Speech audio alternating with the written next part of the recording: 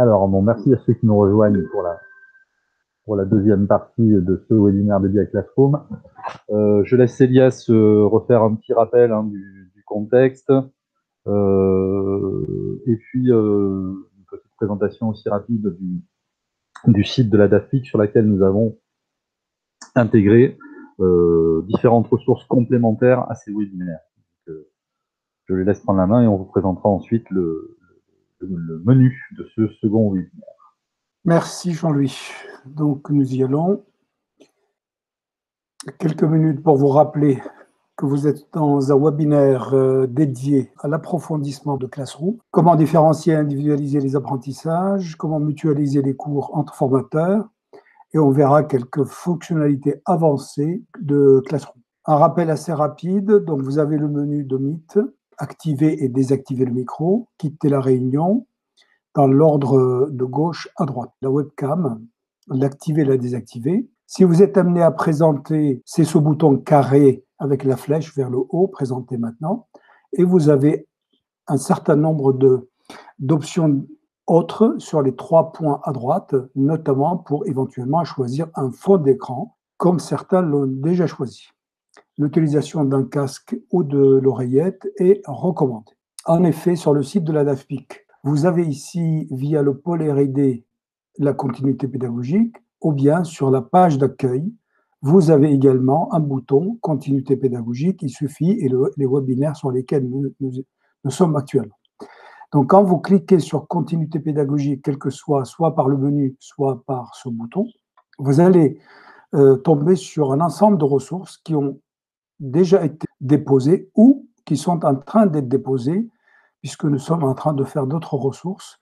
D'ailleurs, à votre demande, parce que nous avons fait une enquête après les 3 séries de webinaires pendant le premier confinement, qui a commencé donc le 17 mars, vous avez voulu un certain nombre de thématiques que nous avons abordées dans cette phase 4.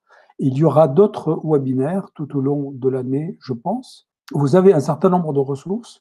Là, on est sur Classroom, donc il suffit de cliquer sur Classroom.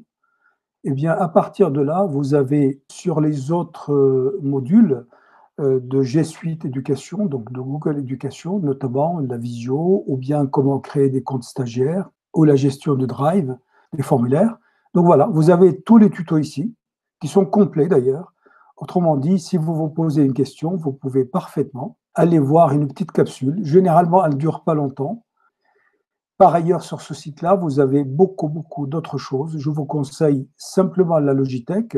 La Logitech vous permet d'avoir à la fois les outils essentiels à la formation. Ce sont les outils utilisés par le pôle R&D lui-même. Donc, il y a des outils variés qui peuvent répondre à vos besoins. Merci Elias. Donc, nous avons abordé donc, la partie 2 de ces webinaires dédiés à l'application Classroom. Donc, pour ceux qui nous rejoignent, est-ce que tout le monde a connaissance de Classroom? Donc, je sais que Marie-Isabelle n'a pas pu assister à au webinaire de ce matin, il y a eu un problème de lien, mais pour les autres, est-ce que tout le monde a déjà au moins vu ou utilisé cette application? Oui. C'est bon, Jérôme? Cédric, oui. Cécile aussi, c'est bon?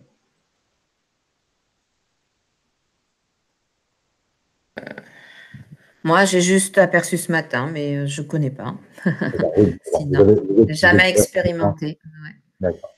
Alors, on va voir ce matin, on a vu comment on crée un cours, dans le vocabulaire de l'outil, ça s'appelle un cours, comment on crée des contenus à l'intérieur, les différentes zones, le flux, la création des travaux et devoirs, et enfin, on a vu comment on inscrivait des participants.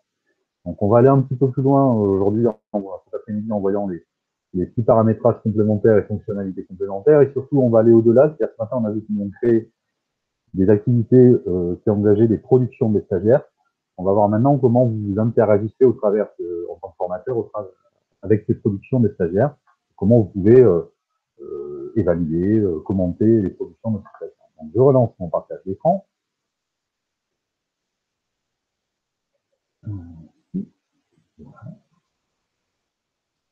Donc, le temps que ça arrive, voilà, c'est bon pour tout le monde. Donc, nous sommes à l'écran sur la page d'accueil de Classroom. Donc, par rapport à ce matin, vous voyez que j'ai créé un cours supplémentaire là, pour cet après-midi, pour faire la démonstration. Et donc, vous voyez que déjà sur la vignette du cours, on voit qu'il y a des échéances là, à remettre aujourd'hui, à remettre vendredi. Donc, ce matin, quand on crée des devoirs ou des questionnaires, vous avez vu qu'on pouvait, je vous avais indiqué qu'on pouvait donner une échéance pour réaliser une deadline, pour réaliser avant l'échéance ces productions. Et donc là, pour mémoire, il y a un petit rappel qui est indiqué sur les vignettes du cours. Je voulais vous montrer aussi rapidement donc ce cours webinaire Classroom, webinaire Classroom 2. On n'a pas pris le temps ce matin, j'ai pas pris le temps de vous montrer ça. Donc j'ai invité un stagiaire, un compte de test sur le domaine Greta CFA Academy. Donc, je bascule dans un autre navigateur.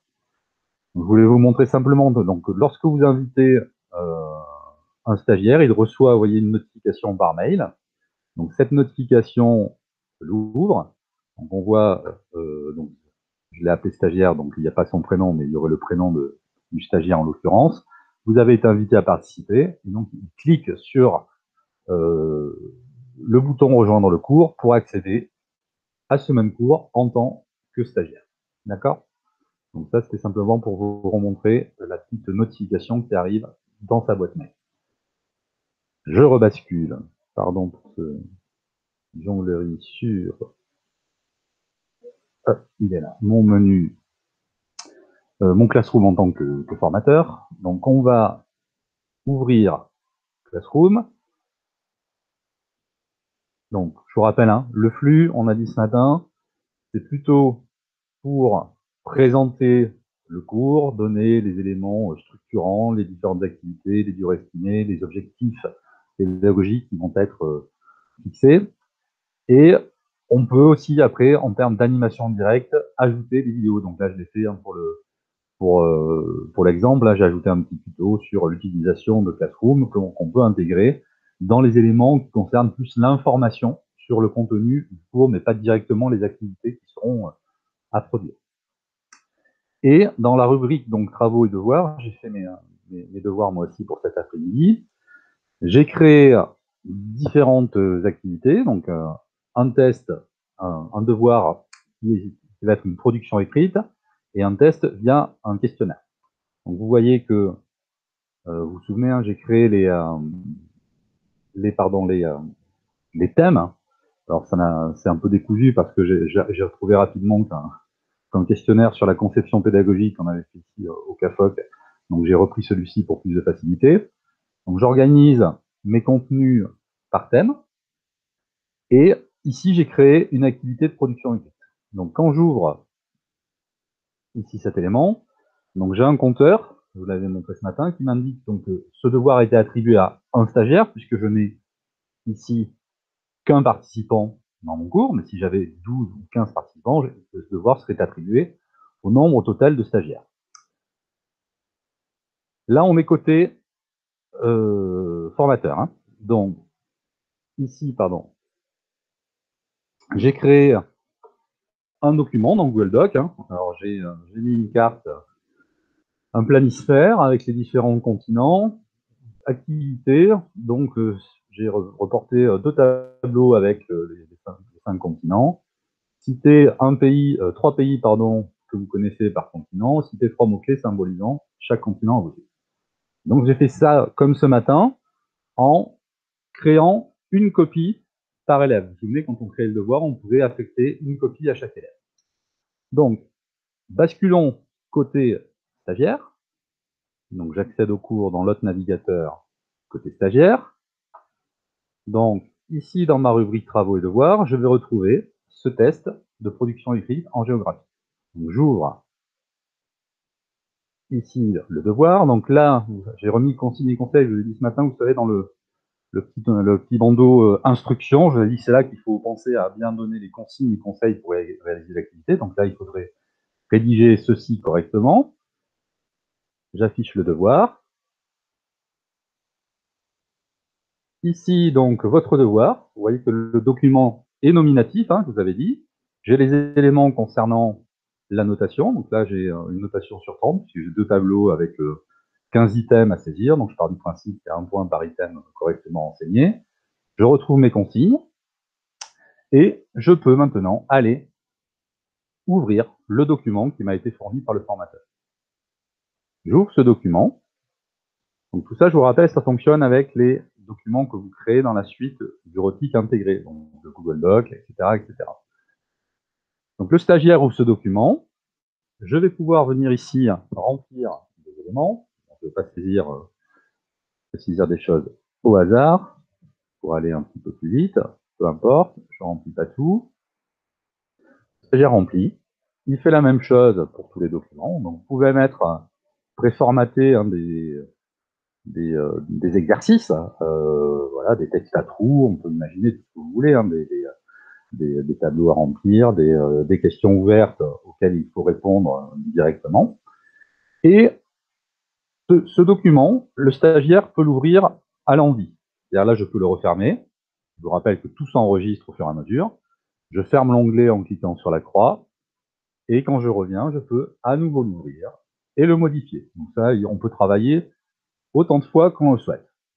Jusqu'au moment où le stagiaire pense avoir terminé sa production. Il est arrivé au bout.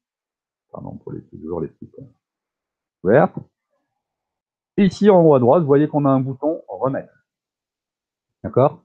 Donc c'est par cette action que le stagiaire va rendre, entre guillemets, son devoir, sa copie, au formateur.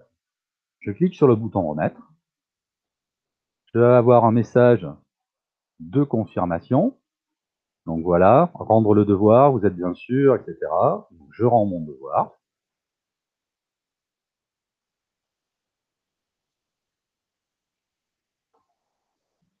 Voilà.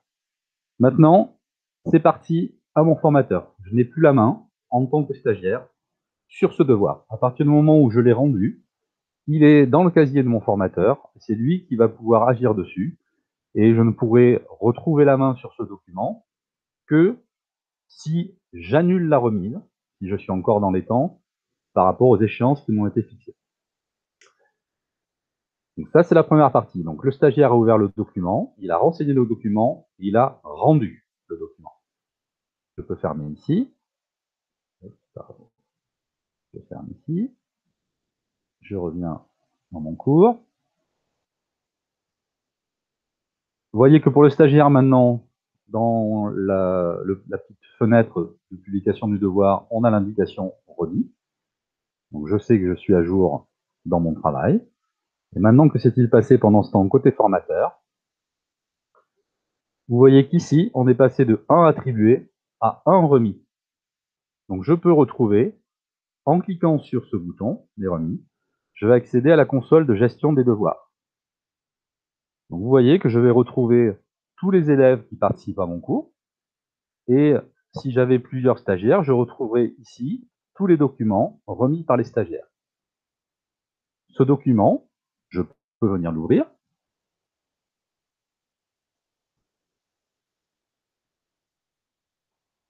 Donc j'ai accès, voilà, je retrouve le document tel qu'il a été renseigné par le stagiaire.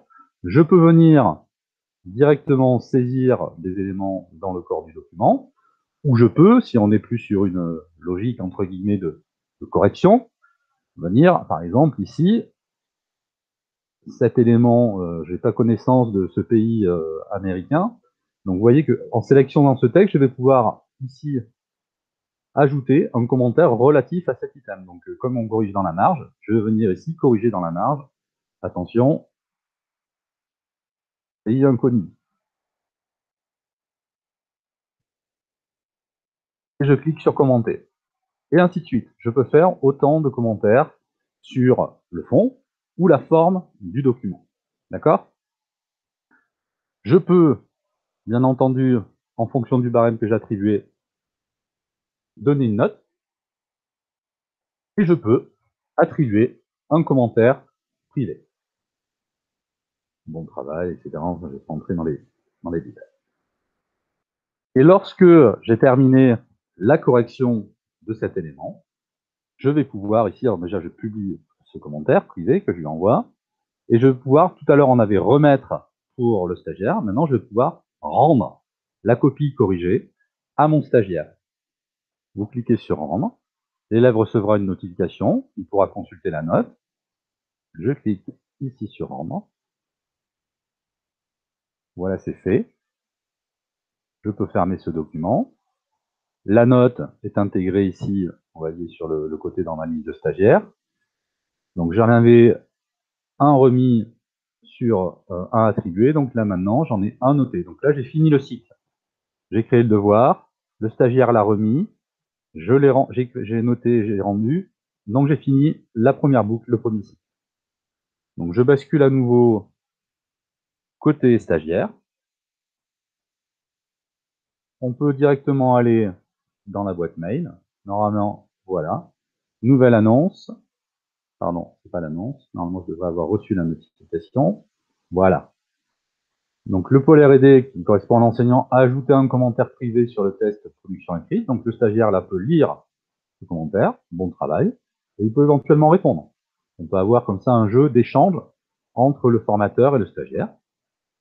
Et également, il retrouve la note qu'il a eue. D'accord?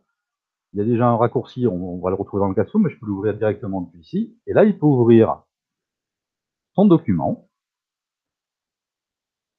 Et on retrouve l'architecture du travail de tout à l'heure. On retrouve la note, le commentaire.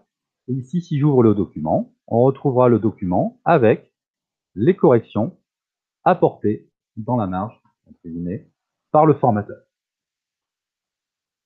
Donc voilà le principe du fonctionnement de l'outil devoir. Donc à partir d'un document texte que j'ai mis en forme, dans lequel j'ai créé des exercices, des questions, tout ce que l'on veut, on génère un va-et-vient de documents directement entre le formateur et le stagiaire. On a la correction, on a une évaluation éventuellement, et surtout, on a la trace de tout ce qui a été fait. Donc ça, en termes de formation à distance, c'est parfait, puisque on a un document nominatif qui appartient au stagiaire test, qui est enregistré, on va y revenir après, directement dans le drive, qui est lié à cet élément. On a les notes qu'il a pu obtenir. On pourrait même aller plus loin, puisque dans ces outils doc, on a des... On va ici, dans le petit document, dans le petit texte qui est là, on voit les dernières modifications. Ici, on a accès à un historique des documents. Donc, si on était même sur un document qui met du temps à être construit ou constitué, comme un rapport de stage, ou comme ça, on peut même aller voir, si je clique là-dessus, l'historique des différentes versions qui ont été faites. Donc là, on voit la version vierge que j'avais créée, on voit la version ensuite renseignée par le stagiaire, et on voit à chaque fois, quand on a un document comme ça collaboratif dans la suite Google, chaque personne a une couleur de police qui lui est adressée. Donc là, on voit que le stagiaire test, la couleur c'est vert. Donc dans ce document, tout ce qui est en vert, voilà, vous voyez, c'est précis, on voit qui l'a réalisé. Donc ça peut être utile aussi quand on propose, ce matin je disais, on peut demander à mettre les stagiaires en situation de travail collaboratif, d'être à plusieurs ou en sous-groupe. Et là, on peut très facilement retrouver dans un document les contributions des uns et des autres aussi à travers ces outils-là. Donc ce sont des petits gadgets, mais qui permettent de donner quand même des idées, des pistes pour pouvoir utiliser ce type de document. Donc voilà pour la première partie concernant les devoirs. Est-ce qu'à ce niveau, vous avez des questions? Il y a des choses qui sont allées, sur lesquelles je suis allé un peu trop vite, ou est-ce que ça vous semble clair?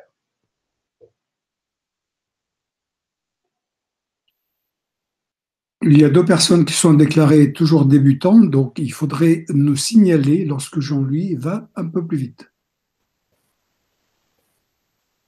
Non, non, très bien. Merci, Jérôme. Moi, ça va pour moi aussi, très bien. Je m'en étais déjà servi de Classroom l'année dernière, mais pas de façon très aboutie. Donc, pour l'instant, ça va très bien. Ça marche. Parfait. Merci. Alors, je referme. Je vais revenir à mon cours. Donc, la première activité, c'était ce devoir, cette production écrite. Et j'ai intégré aussi, comme on l'avait vu ce matin, on peut intégrer des formulaires, créer directement un formulaire. Donc, de la même manière, je vais ouvrir le document. Hein, donc, je ne l'ai pas rempli encore. Donc, le stagiaire a accès aux documents. Donc, vous voyez, je vous l'ai indiqué ce matin, par défaut, il y a des paramétrages qui sont faits qui vont directement identifier le stagiaire. Donc, vous voyez ici, on a bien la preuve là aussi que le stagiaire est connecté avec son compte Greta CFA Academy. Alors là, du coup, voilà, j'avais laissé, pardon, c'était un peu redondant de redemander le nom et le prénom, dans la mesure où il est bien présent. Et il va pouvoir répondre aux questions. Donc là, on lui donne son formulaire. Je vais passer là aussi très vite en cochant quand même une case par là. Donc là, on a... qui est-ce qui peut me dire là? J'ai des questions à choix multiples ou des cases à cocher. Quelle est la différence? On en a parlé ce matin pour ceux qui étaient là. Est-ce que je dois répondre une seule fois ou je peux répondre plusieurs fois ici à ces questions, selon vous? Allez, lancez-vous. J'ai pas compris la question. Non. Une seule sur ce genre de questions. Comment envoyer? J'ai pas compris la Je question. demandais là. Ok. Ici, là, la question 9, par exemple, où celle-là, elle va être moins longue à lire. La 8, repérer les étapes pour effectuer le service d'une entrée froide. Donc, on demandait, là, c'est par rapport enfin, peu importe le thématique. Là, il y a 3 possibilités de réponse. Comportement, condition, réalisation, critères de réussite. Je vous demandais si le stagiaire, on attendait de lui une seule réponse, il coche une seule case, ou s'il peut cocher plusieurs cases.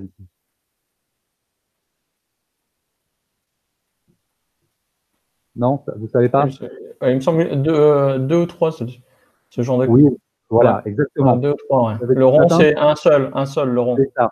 Quand on a des questions à choix multiples, comme ça, il y a deux thèmes, enfin deux icônes. On a soit des ronds, des cercles. Si on a des cercles, ça veut dire qu'il y a une seule réponse possible et une seule réponse attendue. Et quand on a des carrés, comme ça veut dire qu'il peut y avoir une ou plusieurs réponses. Donc là, par exemple, je pourrais cocher les 3 réponses. Donc effectivement, c'est une petite iconographie qui est récurrente dans les outils d'édition des questionnaires, dont on retrouve ces éléments. Donc le stagiaire a terminé de répondre à toutes les questions. Il clique sur le bouton envoyer. Et instantanément, puisque on a vu ce matin, on intègre la correction automatique, il peut afficher sa note. La correction est immédiate. Donc là, je n'ai pas été très brillant. J'ai 3 sur 28. Et on va retrouver les items où j'ai eu juste et les items où j'ai eu faux.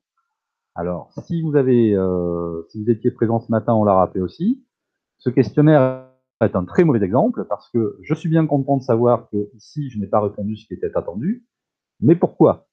Donc on insiste, hein, c'est très bien de faire des questionnaires, d'avoir une correction automatique, mais il manque là ce qu'on appelle le retour pédagogique. Donc il faut indiquer au stagiaire, s'il a eu 3 sur 28, on ne peut pas le laisser simplement avec ce score de réussite, ou de non-réussite, entre guillemets, on ne peut pas le laisser comme ça tout seul face à ce score. Donc il faut lui expliquer pourquoi il a commis autant d'erreurs et qu'est-ce qui était attendu en termes de bonnes réponses. Alors là, on a les éléments de réponse, mais pourquoi on attendait ça? Donc ça, c'est sur le fond de... Donc là, le stagiaire a rendu son document, il a sa note, il a la visibilité sur les questions auxquelles il a répondu correctement, celle où il n'a pas répondu correctement, et dans l'idéal, il a aussi des explications, des retours pédagogiques sur ce qui était attendu de lui. Donc il peut désormais fermer cet outil. Le devoir est rendu pour lui. Et vous voyez qu'ici, je vous l'avais dit ce matin, je l'ai fait volontairement, j'ai une petite notification, remis en retard. Donc j'avais donné une échéance pour cette activité, le questionnaire devait être renseigné avant le 15 novembre à 15h30. Donc comme je vous l'avais dit ce matin, c'est pas une condition bloquante, ça n'empêche pas le stagiaire de réaliser son activité, mais on a quand même une indication. Donc lui, il a un avertissement l'informant de son retard, et nous allons voir aussi que le formateur a cet avertissement. Donc je vais fermer ici, et je vais rebasculer côté formateur, pardon. Hop. Je reviens dans mon cours, travaux et devoirs. Ici, j'ai mon test. Donc là, je reclique, j'ouvre, j'agrandis la fenêtre. Donc je revois là aussi que j'ai un devoir qui a été remis de la même manière que tout à l'heure. Donc je peux afficher la console de gestion des devoirs. Donc je vois ici l'indication du retard et je vais pouvoir accéder au document. Pardon.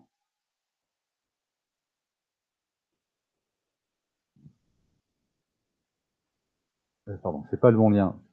La difficulté, voilà, pardon. La petite difficulté, c'est que autant dans les devoirs avec des productions écrites des Google Docs, on a accès directement au document qui a été produit par le stagiaire.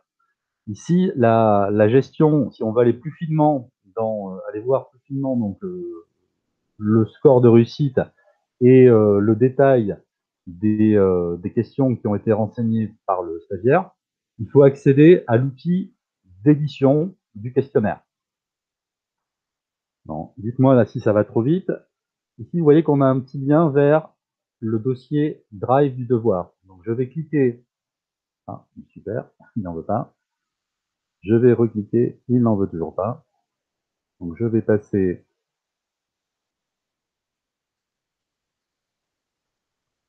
Pardon, je reviens. Je vais passer par le dossier, l'icône du dossier Drive. Donc, on le disait ce matin. À chaque fois que vous créez un cours, automatiquement, il y a un dossier Drive associé qui est généré. Et dans ce dossier, vous retrouverez tous les documents que vous avez créés et tous les documents des stagiaires. Donc, si je clique ici au dossier Drive, je retrouve ici mon questionnaire. Donc là, on est dans l'utilisation des quiz. Et ici, j'avais l'outil d'édition des questions. Et ici, j'ai l'outil de suivi des réponses. Donc, vous voyez que là aussi, j'ai un compteur qui a été crédité, qui m'indique que j'ai eu une réponse. Et en cliquant sur cette partie réponse, je vais pouvoir retrouver les réponses à ces questions. Donc là, on a ici, alors c'est pas très parlant parce qu'on a un outil statistique qui vous présente dans un résumé, ça vous donne des moyennes. Si vous avez un groupe de 15, on vous dira à la première question, il y en a 80% qui ont répondu juste ou etc., etc. On peut dérouler des réponses question par question. Donc je peux dérouler toutes les questions, et là je verrai les réponses de tous les participants à une question donnée. Ou ici, j'ai un résumé, le résumé individuel pour chaque stagiaire. Donc ici, c'est bien le stagiaire test Greta CFA pardon, vous m'avez compris, c'est bien le stagiaire test. Et je retrouve ici toutes ses réponses, les endroits où il a eu juste, les endroits où il a eu faux. D'accord?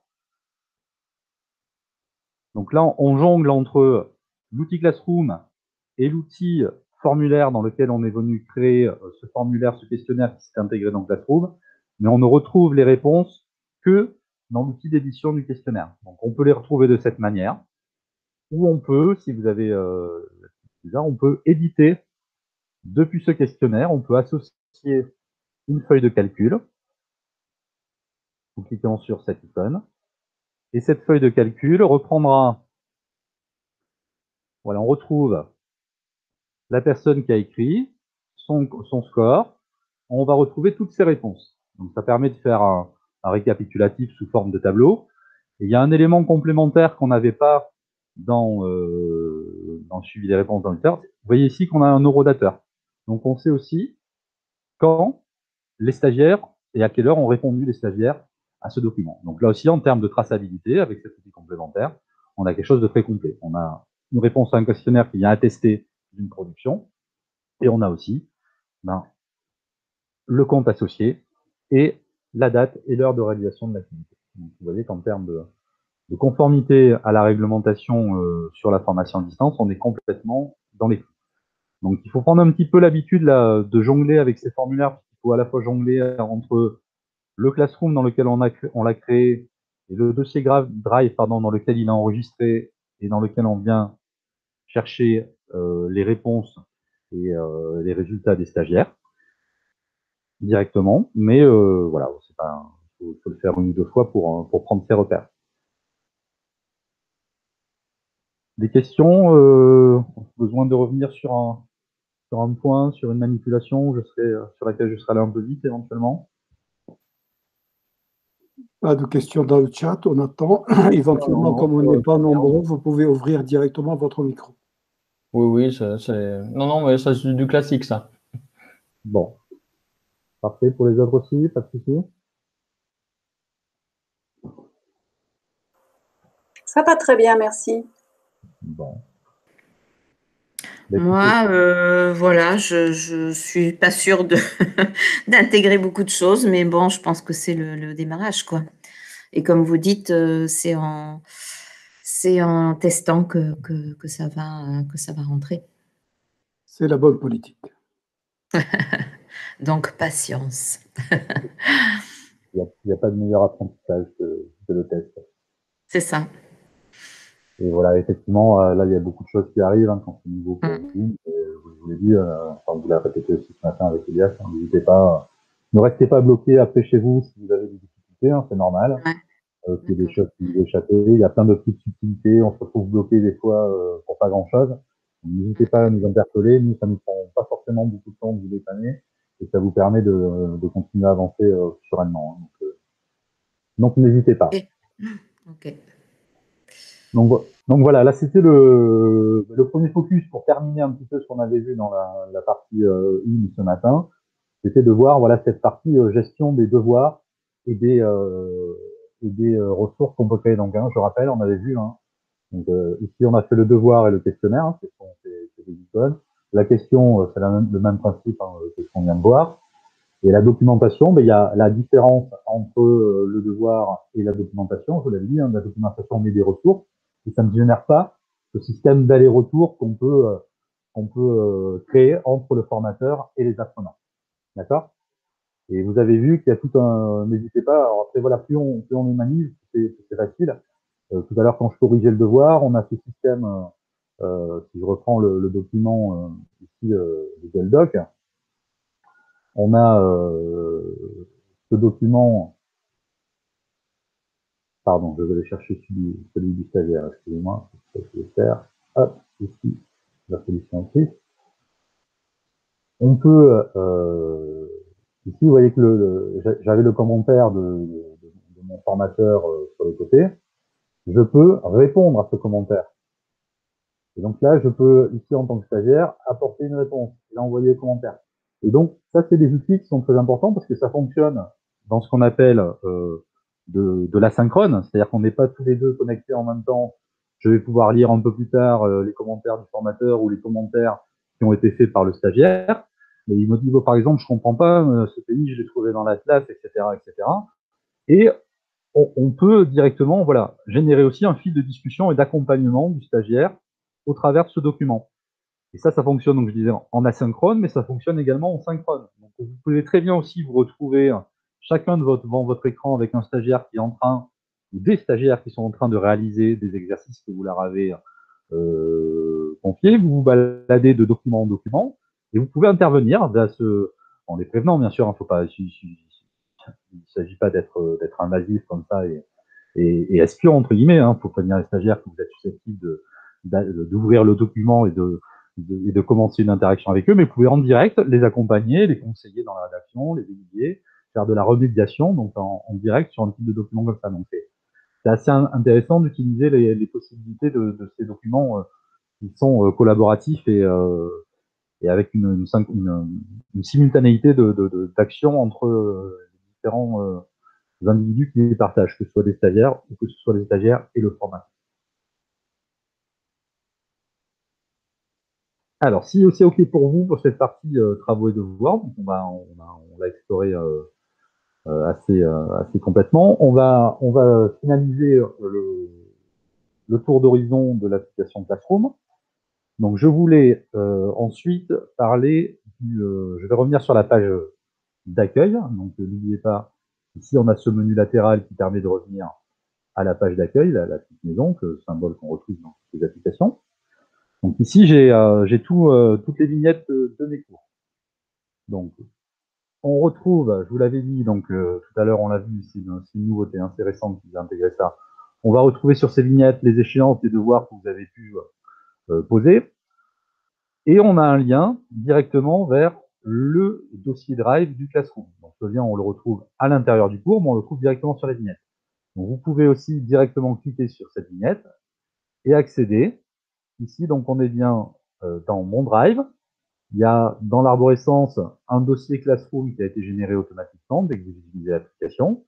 Et dans ce dossier Classroom, je vais retrouver des dossiers spécifiques à tous les éléments. Donc je vais retrouver ici, moi, le document original que j'ai créé pour le test. J'ai tout à l'heure la production écrite, là, les tableaux et la carte, ça c'est mon document original. Et je vais retrouver ici, vous voyez, j'ai le devoir test production écrite. Je retrouve ici, après, d'enregistrer, d'archiver tous les documents réalisés par le stagiaire. Donc, pour refaire un lien avec la réglementation sur la formation à distance, donc on a parlé ce matin de la nécessaire trace par une production du stagiaire. Et il faut savoir aussi que la réglementation impose aux organismes de formation de conserver ces traces de production pendant 4 ans. Donc, à minima 4 ans.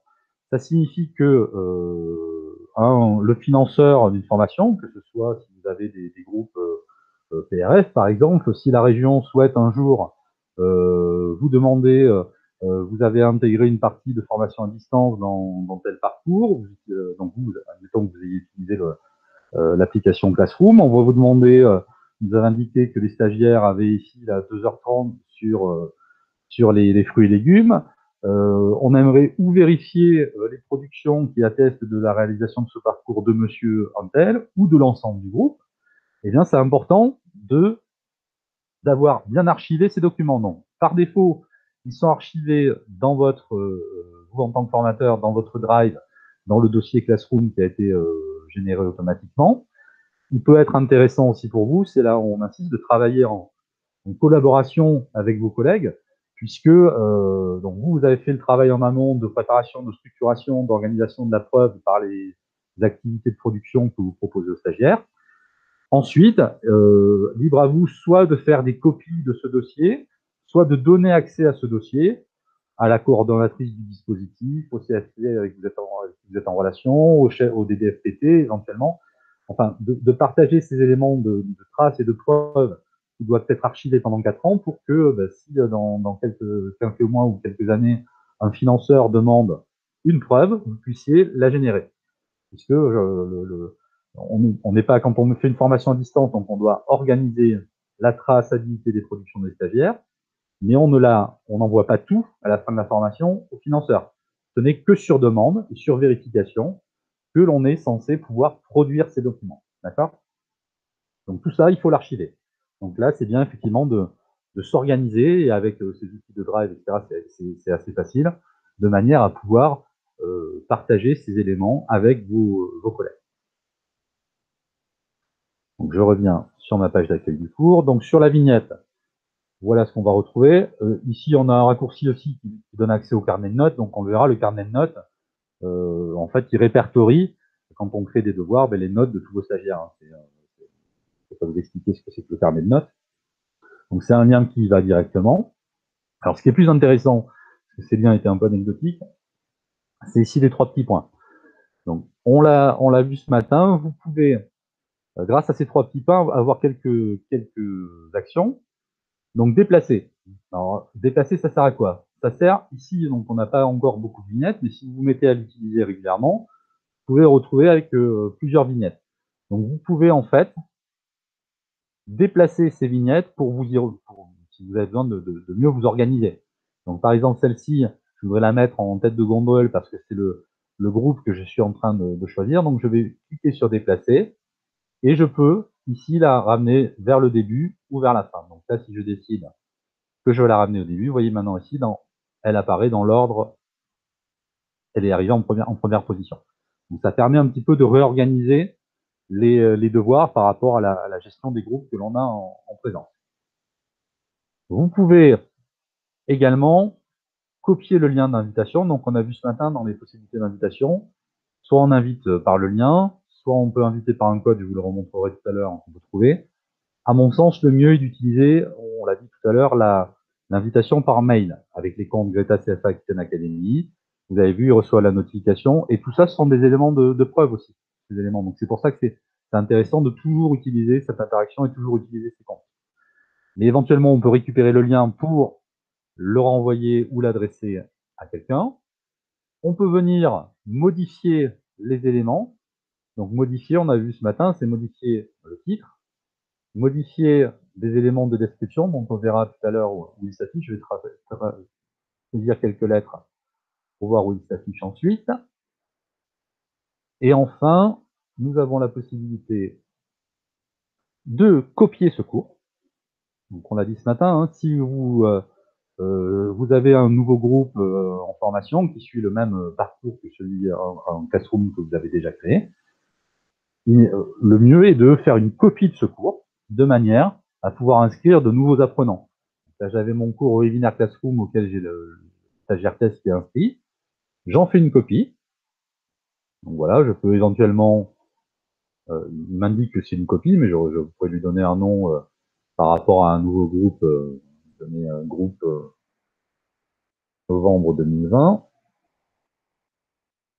C'est à vous de trouver les éléments pour opérer. Je copie ce cours.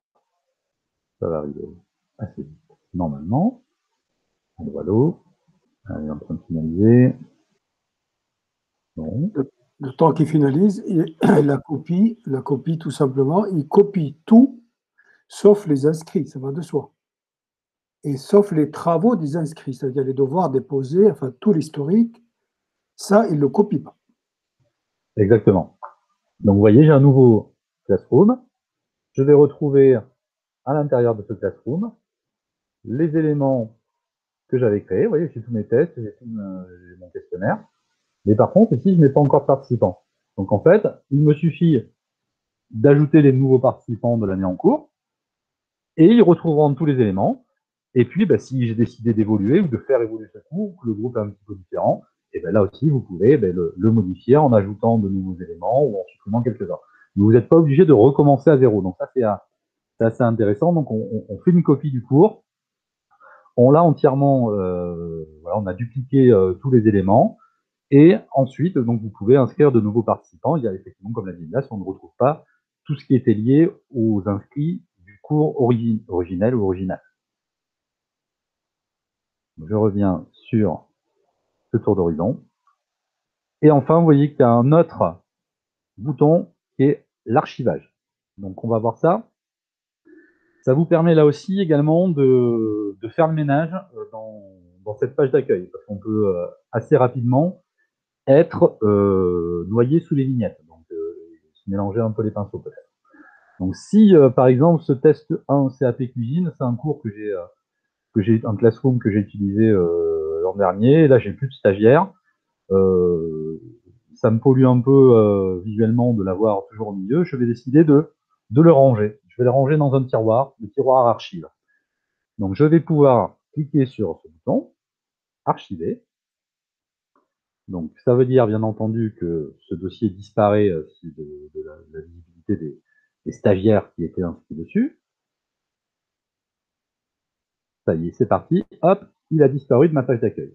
Mais ne vous inquiétez pas, il n'est pas supprimé.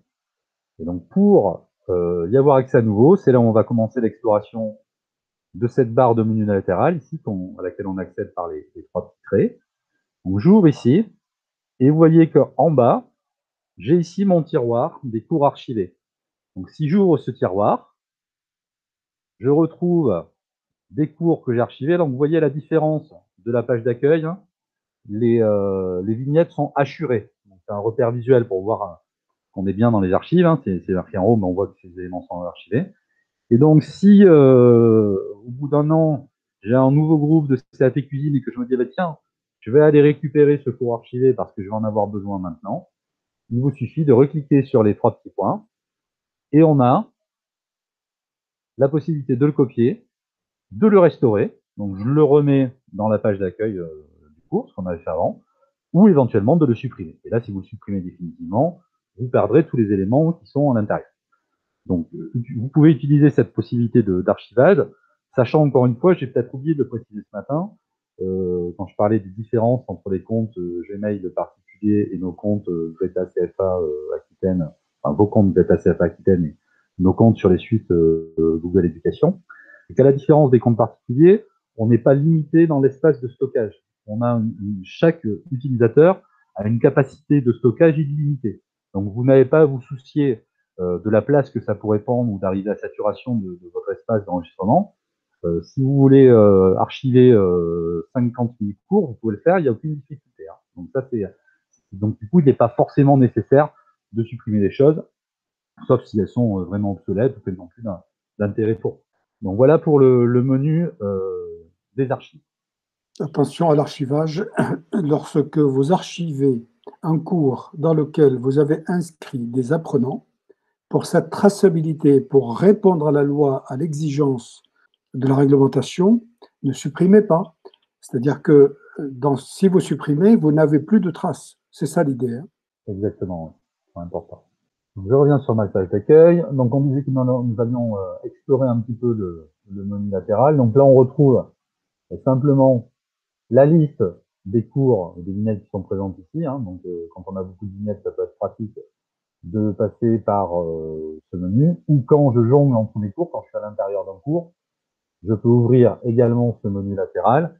Et donc je peux basculer d'un cours à l'autre facilement par ce menu latéral. Ici, vous voyez qu'on a deux niveaux, cours enseigné et inscrit. Donc ça correspond en fait selon que l'on est, selon le statut. Donc nous, en tant que, comme nous sommes inscrits avec un statut enseignant, on peut être à la fois formateur enseignant, donc créer des cours ou participer à des cours. Donc là, les stagiaires, eux, n'ont que cette rubrique, ils sont inscrits à des cours. Donc le stagiaire en cliquant sur Affaires, va retrouver la liste des devoirs et des échéances qu'il doit remettre. Donc ça lui fait un petit planning ou un rétro-planning. Il a une visibilité sur ce qu'il doit faire. Et nous, en tant que formateur, on a un accès ici sur les documents à corriger. Donc si on a créé des devoirs pour lesquels on a des choses à faire, on a accès donc à cette console. Donc je peux trier par cours. Donc si j'affiche, donc soit j'ai tous mes cours ici qui s'affichent et je vois, ben tiens là il y a un devoir, vous voyez là j'ai un test qui a été remis et qui n'a pas été rendu. Donc je sais que je dois faire cette action. J'ai cette visibilité, donc soit pour l'ensemble des classes, soit je peux filtrer pour un seul cours. D'accord? Donc ça c'est votre console de gestion des productions que vous avez données à vos stagiaires. Et donc là on retrouve les éléments pour le cours webinaire Classroom 2 à corriger ou corriger. D'accord? On retrouve ces éléments au fur et à mesure. Donc ça vient, dès que vous faites une action, ça vient s'actualiser dans tous ces outils. Donc voilà pour tous ces éléments. Alors l'agenda, vous pouvez, de la même manière que lors de la création d'un Classroom, cela génère automatiquement la création d'un dossier Drive. Il y a également la génération automatique d'un agenda qui est lié spécifiquement à ce cours.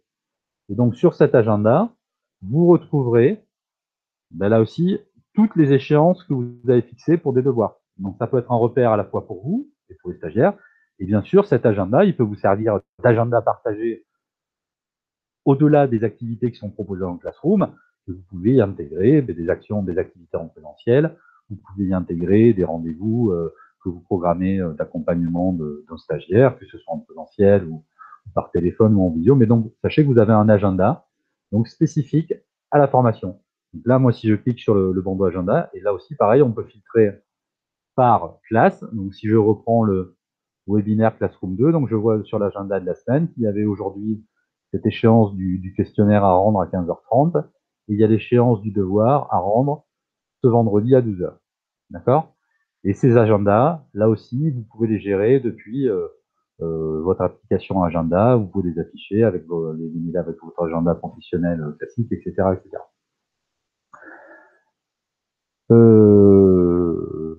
Voilà, les cours archivés. Et enfin, les paramètres. Alors, qu'est-ce qu'on retrouve comme paramètres? Donc, on peut modifier la photo de profil, changer de compte. Et surtout ici, voilà, on en parlait ce matin, chaque utilisateur donc a la possibilité de personnaliser la gestion des notifications. Donc par défaut, tout est activé. Donc, si ce bouton est activé, ça veut dire qu'on reçoit toutes les notifications qui sont en dessous. Donc, selon que l'on est formateur ou qu'on a les statuts d'étudiant en dessous. Donc, vous pouvez choisir le cours. Si par exemple, je ne veux plus recevoir de notifications pour ce cours, je désactive le bouton. Et ensuite, au-dessus, de la même manière, on a le type de notification. Donc ici, les cours dont je suis enseignant. Donc, quand un devoir d'élève est envoyé en retard, j'ai une notification. Donc, soit je la désactive, soit je la laisse activer. Donc, ça vous permet à la fois de pouvoir être alerté sur votre boîte mail directement, mais parfois on sait qu'on est vite noyé pollué par un nombre important de notifications. Donc, ça vous permet, vous, de gérer la façon dont vous souhaitez être informé. Vous pouvez très bien tout arrêter. Et vous avez vu qu'en ouvrant un cours ou en ouvrant l'application Classroom, en 2-3 clics, vous pouvez rapidement voir si vous avez eu des devoirs rendus, si vous devez corriger des choses, etc., etc. Donc, à vous de choisir ce qui vous convient le mieux. Mais donc, dans ce menu paramètres, c'est depuis ici que vous gérez les notifications de ce contenu. Voilà, pour ce menu latéral. Des questions? N'hésitez pas, vous pouvez directement prendre la parole.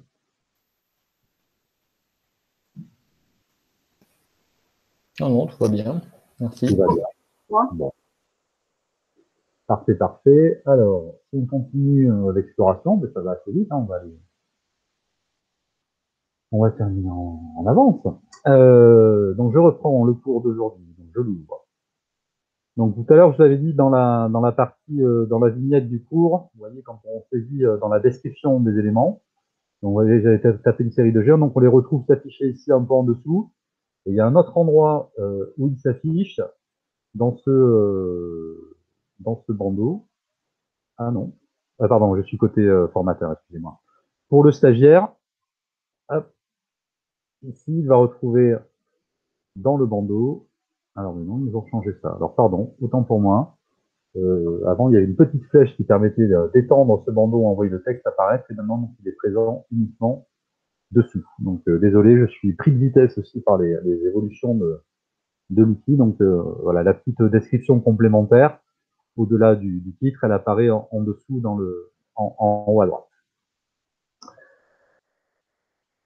Donc, sur ce bandeau, on retrouve le nom, la description. Donc, voilà, tout à l'heure, je vous parlais d'un code qui permet aussi aux stagiaires de se connecter à un cours via un code. Donc, vous pouvez, on l'a dit ce matin, soit envoyer l'invitation par mail, hein, c'est ce que je préconise, soit récupérer le lien, on l'a vu ce matin aussi, ou là aussi un code. Alors, comment ça fonctionne les codes? Simplement pour information.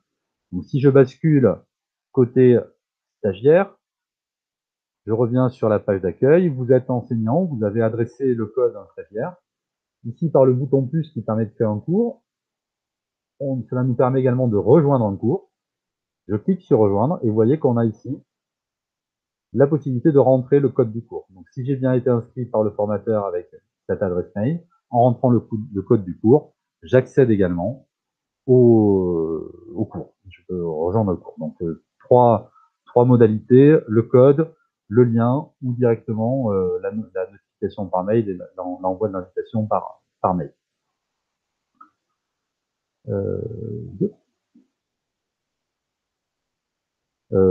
Alors voilà, là il y a un petit peu, alors vous pouvez modifier, hein, voilà, je ne l'ai pas dit, alors ça c'est dans les détails, mais on est en train de balayer dans le détail tous ces éléments. Donc à chaque fois que vous faites un cours, il y a une image de fond qui est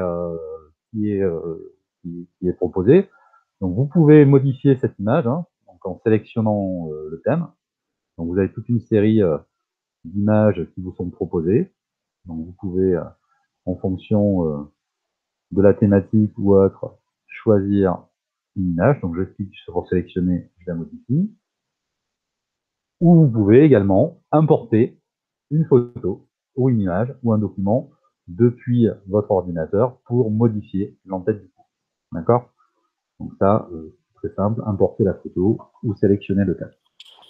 Ce qui serait très bien, c'est de prendre grosso modo la même image pour tous les cours, avec une partie gauche, le logo de Greta CFA en rajoutant votre agence ou la spécialité, et un tiers de l'image à peu près, et l'autre tiers serait éventuellement quelque chose qui illustre de la cuisine, les mathématiques ou autre. Donc voilà. Et alors enfin, le dernier élément, alors, qui est un peu... pour J'ai une l'instant, oui, pardon. Comment vous l'insérez ce tiers, enfin ces deux tiers, un tiers dans cette espèce de chapeau Alors, allez-y. Voilà, là je vois bien pour sélectionner le thème, je comprends bien pour importer la photo, je l'ai déjà fait, mais j'avoue que si j'avais à mettre, par exemple, ce qui serait tout à fait pertinent à mon sens, en plus du titre, le logo du Greta CFA de mon agence, et puis peut-être une illustration de ma discipline ou du thème. Donc, oui, Elias va vous montrer ça. Le principe, effectivement, c'est pas dans l'outil Classroom qu'on va faire cette composition d'image, mais effectivement, on va composer l'image, donc par exemple avec PowerPoint, en intégrant ces deux parties de l'image, et ensuite, on va créer une image, une photo, et c'est cette image que l'on va importer ensuite dans ce monde. Donc dans les indications, donc, depuis le dernier confinement, Classroom a intégré effectivement un outil qui permet de générer un lien Meet qui est spécifique au cours. Alors, c'est très pratique, c'est-à-dire qu'on a un lien unique quand on le génère, qui permet, qui est accessible à tous les participants au cours, formateurs et stagiaires. Alors, je répète, par contre, il y a un petit bémol dans son utilisation. Je vous avais expliqué ce matin qu'il y a deux domaines distincts. Le domaine Greta CFA et un autre domaine sur lequel on inscrit des stagiaires avec plusieurs types d'extensions. Il y a des extensions personnalisées pour certains collègues. Là, il y a Frédéric Rabu du DPFI de Lormont pour lequel on a une extension personnalisée DPFI de Lormont ou DPF de Lormont. Et il y en a une extension Greta CFA Aquitaine Academy qu'on a créée pour que les stagiaires soient intégrés, identifiés à cette. Alors pour l'instant, puisqu'ici nous sommes, l'idée c'est si vous fonctionnez vous depuis votre compte Greta CFA, on n'a pas encore, généralement il y a de la perméabilité, de l'interconnexion entre les domaines pour toutes les applications. L'application Classroom, vous pouvez créer un Classroom depuis votre compte Greta CFA et inviter des stagiaires du domaine, d'un autre domaine, en l'occurrence Greta CFA Academy. Mais pour l'instant, dans l'outil Classroom et l'utilisation de Meet n'est pas encore perméable entre les deux domaines. Donc, je vous engage pas en tout cas à l'utiliser tout de suite, puisque si vous êtes connecté à votre compte Greta CFA, ça ne fonctionnera pas. Il faut être vraiment tous dans un compte du même domaine. Je ne sais pas si je suis très clair dans ce que je dis, mais pour l'instant, c'est pas efficace avec votre compte Greta CFA qui t'aide. C'est l'idée qu'il faut retenir. Donc, je pense que l'évolution et la perméabilité va se faire assez rapidement, mais pour l'instant, c'est pas encore assez efficace. Donc voilà sur les informations dans le détail que l'on retrouve sur cette page du flux. Dans travaux et devoirs, alors, on a revu ce matin tous les thèmes. On retrouve là également le lien vers l'agenda ou le dossier Drive. Notes, on va retrouver, donc vous voyez ici, on va retrouver le carnet de notes avec les stagiaires, les notes des stagiaires, avec des moyennes éventuellement, hein, de carnet de notes assez classique. Et enfin, il y a un dernier élément, ici en haut à droite, donc vous avez une roue dentée, qui correspond donc aux paramètres du cours, donc à des paramètres avancés. Donc si vous cliquez sur cette roue dentée, on va retrouver des éléments qu'on va pouvoir modifier. Donc on retrouve ici la fenêtre de titre et de description. Ah pardon, moi j'ai dit une bêtise tout à l'heure. Quand j'ai fait mon GGG, je l'ai mis dans section. Donc la section, c'est plus par rapport aux thématiques du groupe. Alors pardon, je vais remettre la description. On va voir qu'elle arrive bien dans le bandeau bleu. C'est moi qui fais une erreur.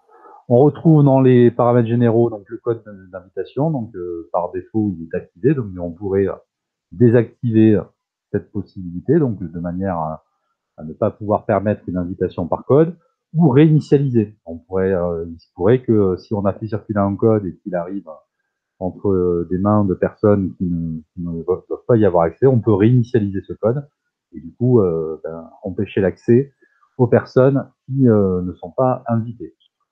On retrouve le lien ici. Alors ici, ça peut être important. Dans le flux, vous voyez qu'on a une section qui est au flux et on a différentes possibilités. Donc par défaut, les élèves peuvent publier des posts, il manque un bout de phrase, des posts et des commentaires. Donc, ça signifie que dans la partie flux, vous autorisez les stagiaires, les participants, à, de la même manière que ce matin, où on a créé une annonce, une publication, eux, ils ont les mêmes droits. Ils peuvent aussi publier des annonces en mettant des liens vers des sites internet, en mettant des liens vers des vidéos, etc., etc. Donc, si par défaut, vous ne modifiez pas ça, ils ont tous ces droits-là. Hein, si je bascule, dans le classroom du stagiaire, dans la rubrique flux, ici, je suis comme un stagiaire et je peux, vous voyez, partager une information avec ma classe en ajoutant des documents et la publier. Donc, les mêmes droits que vous, si vous ne modifiez rien. Vous pouvez modifier ça en utilisant, en ne permettant aux stagiaires, c'est la deuxième ligne, ils peuvent uniquement ajouter des commentaires. Ça signifie que, je reviens sur le cours du stagiaire, ici, ils ne pourront pas partager d'informations, mais par contre, en dessous de chaque publication du formateur, ils peuvent ajouter un commentaire. D'accord? Et enfin, troisième possibilité, vous restreignez ces deux possibilités, donc les élèves ne peuvent ni mettre de publication, ni poster de commentaires, et seuls les enseignants peuvent publier des posts et des commentaires. Donc à vous de gérer en fonction des groupes avec lesquels vous travaillez cette possibilité. Donc c'est pour info, mais généralement avec les publics qu'on a, je pense qu'on peut leur laisser cette possibilité qui leur ouvre aussi des possibilités d'interaction, et puis ça les engage à s'impliquer aussi davantage, enfin, ça leur permet de s'impliquer davantage dans le cours, s'ils peuvent être contributeurs également.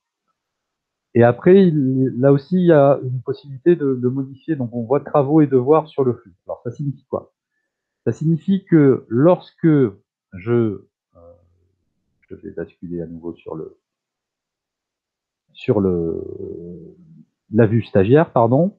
Donc j'avais laissé, j'étais resté sur le haut de la page précédemment. Donc on peut publier des informations, mais à chaque fois que l'on crée une activité dans le travaux et devoirs, ce paramètre qui est activé par défaut fait que ici en dessous on voit toujours une mention. Faut les aider à publier un nouveau devoir. Faut les aider à... Donc ça c'est des éléments qui à mon sens n'ont pas forcément lieu d'être parce que c'est redondant avec l'onglet travaux ou devoirs dans lequel on va retrouver toute la structuration. Donc moi je pense qu'ici c'est bien pour moi à mon goût et à mon avis c'est mieux de laisser tous les éléments de type informatif. Et cette notification concernant la publication, elle n'est pas intéressante pour le stagiaire de la retrouver là, puisqu'il la retrouve ici dans la partie consacrée aux activités. Donc vous pouvez du coup désactiver ici cette notification. Je peux masquer les notifications, auquel cas les stagiaires n'auront plus accès à ces éléments. Donc on peut faire le test. Il faut bien entendu des modifications dans les paramètres enregistrer ces éléments. Si je rebascule côté stagiaire, je vais rafraîchir la page pour que ce soit pris en compte les modifications. Si je viens sur le flux, normalement, voilà, je retrouve mes éléments, mais j'ai plus les notifications, vous voyez, travaux et devoirs qui n'apportent pas grand-chose. Donc ça permet d'épurer un peu cette partie flux. Voilà. Et qu'est-ce qui nous manque? Donc limite, on en a parlé. Et dans la partie notation, voilà, vous pouvez avoir des outils. Bon, c'est pas quelque chose que j'utilise. Je sais pas si c'est des choses que vous avez utilisées, mais vous pouvez avoir une gestion du carnet de notes dans les paramétrages ici. Total des points, pondération par catégorie. Je dois avouer que je ne l'utilise pas. Donc, je ne peux pas vous en dire plus, mais n'hésitez pas à préparer cet outil. Dans la partie catégorie de notes, c'est très important pour un formateur et un professeur de l'initial. Hein. On peut, par exemple, ce n'est qu'un exemple, hein, faire s'il y a des trimestres, s'il y a des semestres, s'il y a des périodes d'évaluation, s'il y a... voilà. Et vous pouvez faire une catégorie de notes, par exemple, concernant un domaine ou un chapitre ou un module de formation.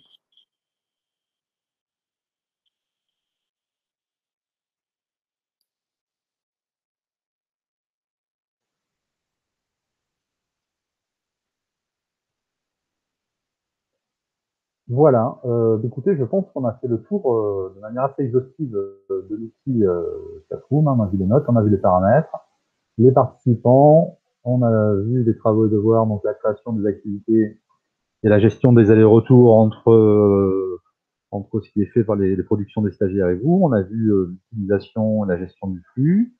On a vu la gestion du menu latéral avec les cours archivés, les paramètres de notification. On a vu les agendas, l'outil de rêve associé. Donc là, on a fait un panorama, me semble-t-il, assez complet de l'élément. Donc écoutez, je vous laisse éventuellement poser des questions, demander des précisions. Et puis Elias prendra la suite si son ordinateur a retrouvé un peu de force vive pour vous remontrer la manipulation pour créer cette composition d'image. On rappelle que vous avez la parole. À n'importe quel moment, vous ouvrez votre micro et vous prenez la parole, priorité à vos questions. Allez-y. Oui, j'ai une autre question. Donc, vous avez fait un cours finalement avec un écran partagé, et puis un espèce de. Alors, c'est pas un PowerPoint parce que vous nous faisiez une démonstration en direct. Mais moi, ce qui m'intéresserait, ça serait de pouvoir faire des suivis de groupe comme ça, à distance, avec un outil type PowerPoint qui permet de dérouler au fur et à mesure des consignes ou des explications. J'avoue que je n'ai pas compris votre question, mais je ne demande qu'à la comprendre. Alors, c'est moi qui ne me suis pas bien exprimée. Non, mais je vous dis simplement, je n'ai pas compris. Alors, vous souhaitez mettre des ressources distancielles pour un groupe donné et suivre la progression, suivre quoi? Non, plutôt m'appuyer sur un document type PowerPoint. Oui. Qui déroulerait le cours en définitive, qui me permettrait de dérouler le cours. Une présentation sonorisée alors? Pardon? Une présentation. Qui sont entre guillemets ceux qui vont visionner votre. Vous voulez faire un cours en direct à l'aide d'une présentation, c'est ça? Oui. Donc, vous avez besoin d'une visio et de visio. Donc, je vais vous donner la réponse. Donc, je vais activer, partager. Donc, quand vous êtes sur votre compte Greta CFA, vous avez totalement en haut, si je vais prendre, voilà, le lanceur d'application. Parmi ce lanceur d'application, vous avez l'outil Meet, à savoir la visio. Je clique dessus. Je vais planifier une réunion à la volée, c'est-à-dire sans la planifier dans l'agenda. Mais si je souhaite donner rendez-vous à mes apprenants, dans ce cas-là, au lieu de prendre l'outil Meet, je prends l'outil Agenda qui est ici, là, et je vais planifier dans l'outil Agenda un webinaire, comme ici vous voyez. Donc je vais ici, je ne sais pas, je fais le jeudi par exemple après-midi avec mes apprenants à partir de 14 h. Donc, je vais ici marquer cours en direct, cours visio. Puis, je vais pouvoir ajouter ici une visioconférence. D'accord. Tout simplement, je vais enregistrer. Alors, après, le cours visio, je l'ai ici. Je peux le déplacer à 14 h, à 14 h 10. Je peux modifier ici la date, l'heure, enfin, voilà, comme vous voulez. Vous avez compris que c'était juste de l'agenda simple.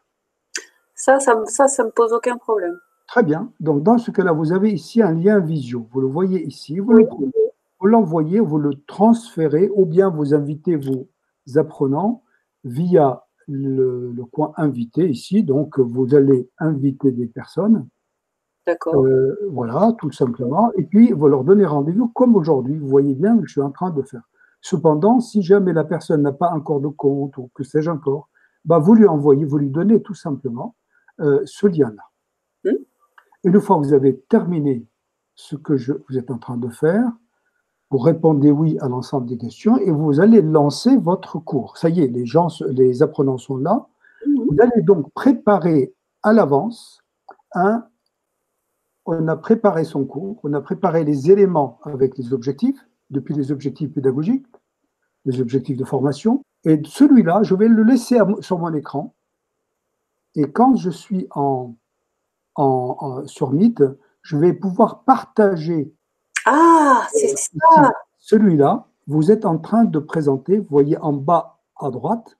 Donc, vous cliquez sur ce bouton carré avec la flèche. Ouais. Et quand vous allez présenter, quand vous allez cliquer là-dessus, il va vous demander qu'est-ce que vous souhaitez partager. Nous, on vous conseille de partager tout votre écran, pas une fenêtre. Oubliez le mot fenêtre. Prenez écran entier. Et ainsi, dès que vous allez afficher ça, vos apprenants vont voir ceci. Posez des questions comme vous le souhaitez. Ici, je vais maintenant, donc, de 1/3, 2/3. Je vais insérer une image, cette fois-ci, j'espère qu'elle est plus vite. Donc, logo Greta, donc 2021, parce qu'on vient de changer de logo. Vous venez de changer de logo. Voilà le Greta CFA. Bon, je vais prendre quelque chose, peu importe lequel. Ça n'a pas de sens ce que je suis en train de faire. Voilà. Je fais copier l'image, donc clic droit, copier l'image. Et puis, je vais revenir sur mon PowerPoint, que je vais faire clic droit coller ou CTRL V au clavier, et je vais le mettre comme ça. Ensuite, je peux prendre un cadre texte, insertion ici dans un cadre texte, et je peux ajouter, par exemple, des éléments du cours. Par exemple, cours HRT et l'agence. Une fois que j'ai fini ça, vous voyez, je prends tous mes éléments, je fais un clic droit, je vais les regrouper. Dès que je les ai regroupés, je fais un clic droit dessus, je fais enregistrer en tant qu'image à cela. Et dès que vous avez fini, un clic, donc grouper si vous avez plusieurs éléments, et ensuite enregistrer en tant qu'image. Oui, mais non, je ne connaissais pas cette fonctionnalité-là. Voilà. Je vous remercie. Justement, vous avez très bien fait de poser la question. À vous maintenant, vos questions, s'il vous plaît. J'ai une question concernant le fait de pouvoir inviter les élèves quand on crée une classe, donc un cours dans Classroom, quand on va dans participants, qu'on invite des élèves. Oui. Est-ce qu'il y a moyen de rassembler tous nos élèves dans une espèce de sous-dossier où on aurait juste à taper CAP quelque chose et qu'automatiquement ça invite à tous? Alors moi j'ai 6 stagiaires dans mon groupe, donc voilà, c'est pas très gênant, mais je pense à des groupes où il y a 15 stagiaires. À chaque classe, il faut retaper le nom de chaque personne pour inviter. Écoutez, je vais vous répondre et ravi de vous retrouver. Je me rappelle qu'on a déjà fait une petite capsule vidéo ensemble, je crois, à Sarlat. Hop. Alors, ça va fonctionner avec, donc, je disais, hein, des groupes que vous créez dans votre boîte, dans l'outil Contact. Hein. Ici, on a, où est-ce qu'il est, une application qui s'appelle Contact.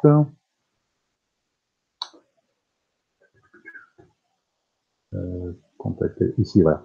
Donc, dans cette application, on peut créer des groupes en intégrant donc par les adresses mail de ces stagiaires. Et donc, dans les groupes que vous avez créés, vous pouvez venir effectivement ici ajouter des élèves. Donc, j'ai un groupe, je fais le test avec les stagiaires RPIF. Voilà, ici, c'est des stagiaires du CAFOC. Donc, je choisis ce groupe-là du 32e dispositif. Je le sélectionne et quand je clique sur Inviter, effectivement, il me fait l'import groupé des stagiaires. Voilà, j'ai tous mes stagiaires qui sont directement présents dans la liste.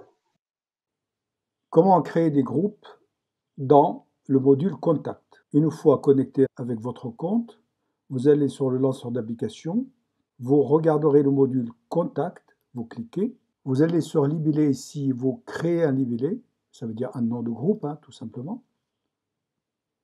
Pour l'exemple, ici, j'ai nommé un groupe formation 2021, j'enregistre. Vous allez sur vos contacts ici, vous cochez les contacts que vous souhaitez, et vous allez ici gérer les libellés, et vous les attribuez en cochant le groupe en question, et vous appliquez. Ainsi, ce groupe de formation aura ces 3 apprenants. Mesdames et messieurs, à vous de poser vos questions. Il me semble que la plus grosse difficulté dans l'utilisation de cet outil, c'est de savoir ce qu'on veut présenter et quels sont les documents et la forme des documents à transmettre. Madame, pardon, mais c'est tout à fait ça en fait. C'est-à-dire que Classroom n'est qu'un outil. Ygreta n'est qu'un outil. Tout ce que vous voulez n'est qu'un outil. Si nous ne sommes pas au clair nous-mêmes sur les objectifs, un objectif, il est tiré d'un référentiel, ou il est tiré ça peut être aussi un objectif en matière de compétences dures, ça veut dire un référentiel, ou en compétences douces, ça veut dire des savoir-être ou des savoir-faire. Les ressources que vous allez mettre en place, on a, en termes de formateurs, enseignants ou professeurs, généralement, on est toujours généreux, on veut toujours mettre tout et pas n'importe quoi, tout d'un seul coup. Ça ne sert à rien, puisque vous avez un objectif. La ressource doit servir l'objectif. Et elle ne doit pas dépasser, parce que l'apprenant va être lui-même dépassé. Si vous lui proposez un diaporama de 36 milliards de pages sous prétexte que vous lui apportez des connaissances, à partir de là, on est mort. Non. On est mort parce qu'on a perdu l'apprenant. Je suis d'accord. Voilà. Donc, dire, voilà, qu'est-ce que je souhaite? Je souhaite à ce que l'objectif pédagogique de formation commence, c'est pas à vous que je veux dire, par un verbe, et que la ressource, elle soit vraiment ciblée. Par contre, nous, on est omnibilés par les ressources. Mais parfois, il y a des ressources très bien faites, extrêmement bien faites, que je trouve à droite, à gauche, par le biais de travail collaboratif avec d'autres collègues. Ce n'est pas une honte d'utiliser les ressources d'un autre, à condition que je les prenne, que je les regarde, je les mette à ma sauce. Que mes apprenants ne voient pas un décalage entre des ressources que j'ai proposé de créer moi-même et des ressources que j'aurais pu dupliquer, très bien d'ailleurs, parce que c'était réalisé par Jérôme. Voilà, Jérôme, est-ce que je peux utiliser tes ressources? Et Classroom permet la mutualisation. Et Greta permet la mutualisation. X plateformes permettent, toutes les plateformes permettent la mutualisation. C'est de travailler collectivement. On est plus intelligent à plusieurs. Donc vous avez parfaitement raison. Mais n'oubliez pas que la ressource peut être simple, très très simple. Je vais faire un diaporama, très bien, que je vais commenter moi-même. Ça veut dire que je vais enregistrer un son par-dessus mes diapositives. Je vais faire des petites animations, et ensuite, je vais le déposer sur le module YouTube. J'ai un lien, je peux l'intégrer dans Classroom, et à ce moment-là, mes apprenants reçoivent ma voix, ma préparation, et sur lequel je peux m'appuyer pour éventuellement évaluer par des questions, pas pièges, des questions qui ont été abordées. Je peux même vérifier que ça a été bien lu, et je peux encore attester auprès d'un employeur. Ah oui, mais je voudrais mettre ça, éviter. La multiplicité des ressources pour traiter de nos connaissances dans le cadre de nos compétences est une hérésie. Pardon, je partage ce point de vue. Et il y a un gros travail de défrichage en amont par rapport à ce qu'on fait en présentiel. C'est la transposition au niveau des outils numériques, et particulièrement Classroom, qui, moi, je trouve est assez quand même intuitif pour s'en servir assez rapidement. C'est quand même une autre paire de manches, mais c'est tout à fait passionnant, par contre. Chronophage, mais très passionnant. Chronophage, je ne dirais pas ça, parce qu'en réalité, chronophage, parce que c'est le début qui est chronophage, parce qu'il y a une maîtrise de l'outil. Compris. Oui, non, moi c'est hybride, c'est et présentiel et à distance. Ça, c'est mieux. Merci. Je vous en prie. Mesdames et messieurs, ne partez pas avec vos questions, s'il vous plaît. Oui, voilà, donc merci à vous pour votre attention. Donc ce webinaire sera disponible, accessible en replay sur le site de la DAFIC.